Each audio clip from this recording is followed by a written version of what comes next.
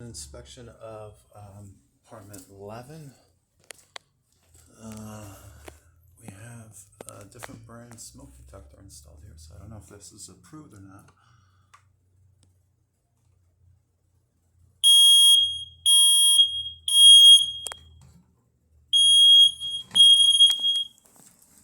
And that does work interconnected with this one. So I guess we're good. Let's pass.